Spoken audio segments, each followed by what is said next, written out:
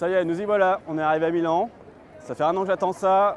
Par contre, cette année, j'ai décidé de faire l'impasse sur le salon et plutôt privilégier le off. C'est-à-dire qu'on va aller dans la ville, il y a plein de petits événements, c'est très dense. Il y a beaucoup de choses à voir, je propose de me suivre pendant 2 jours. C'est parti.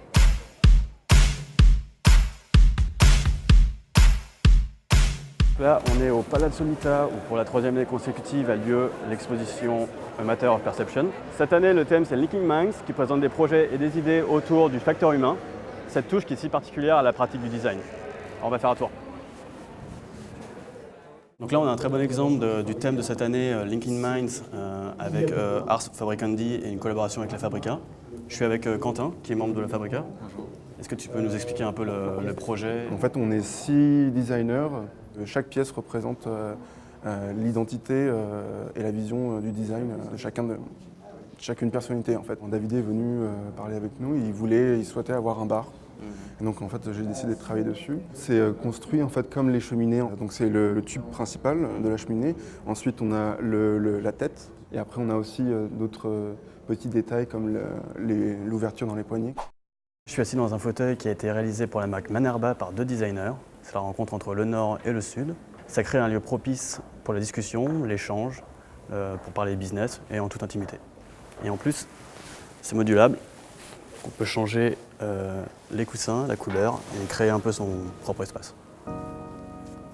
Bon, on finit par un petit tour par le Japon avec Arita, qui est une association qui promeut l'artisanat japonais en mettant en collaboration des designers internationaux et des artisans japonais. Donc là, on a un tréteau et un banc. Et l'idée, ça reprend en fait l'artisanat traditionnel du bambou. C'est une pièce qui est découpée ici et qui vient se plier autour du morceau principal en bambou. Et ça tient grâce à un système de ficelle en Kevlar qui est tourné à l'intérieur avec une poignée.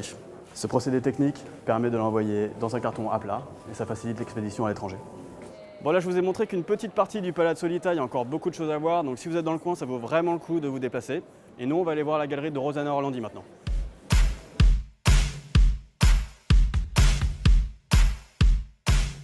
C'est un lieu extraordinaire, c'est incroyable, un nombre de pièces incalculable avec des ambiances très différentes, beaucoup de produits, beaucoup de jeunes talents, de talents plus confirmés. Ça va de la déco à quelque chose de plus artistique jusqu'au design. Une très bonne sélection, c'est très riche. Donc, prenez vraiment le temps d'y passer, c'est un incontournable. Petit détour par l'exposition du VIA qui fête ses 40 ans avec 40 designers, 40 objets iconiques du design français. Mais si vous n'êtes pas à Milan, pas de problème, l'exposition va faire le tour du monde.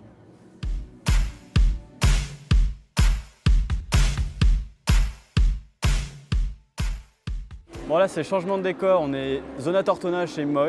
Comme chaque année, c'est grand, c'est délirant, complètement décalé. Il me faudra au moins une journée pour vous parler de tout ce qu'il y a ici. Donc j'ai choisi plutôt 3 choses de la nouvelle collection qui est surtout de design Marcel Wanders. Donc il y a tout d'abord O qui a un fauteuil à bascule qui a été spécialement dessiné pour les halls d'hôtel, pour les grands, pour du contract. Il y a la lampe aussi de Marcel Wanders qui est une lampe technologie LED où Marcel Wanders a créé une sorte de motif un peu comme un diamant qui donne un peu de profondeur à la lumière alors que c'est une lampe plate. Et enfin, la scénographie qui, comme je vous disais, est complètement décalée. Ils ont recréé en fait un hôtel avec des chambres, un bar. Donc c'est une ambiance qui est très réussie, calfeutrée, on s'y sent bien et c'est une bonne façon de découvrir les produits.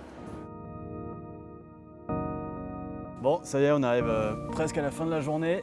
On avait besoin de se reposer un peu. Du coup, on est allé voir Mayuri qui fait du mobilier d'extérieur et entre autres cette nouvelle collection qui s'appelle Le Club, qui est en fait inspiré du fauteuil un peu emblématique, le fauteuil club, et qui est fait spécialement pour l'extérieur avec aussi une nouvelle collection de jardinières pour l'extérieur qui sont empilables et on peut aller jusqu'à 30 mètres de jardinières. Et donc ça c'est mis en dialogue avec une nouvelle collection aussi signée par Antoine Le Sur, qui est beaucoup plus graphique, beaucoup plus légère, qui va aussi bien à l'intérieur qu'à l'extérieur avec des couleurs assez jeunes, assez pop. Et du coup on a un ensemble assez cohérent et assez intéressant. Bon, et pour finir la journée, je vous propose d'aller voir l'expérience que propose LG, c'est assez bluffant.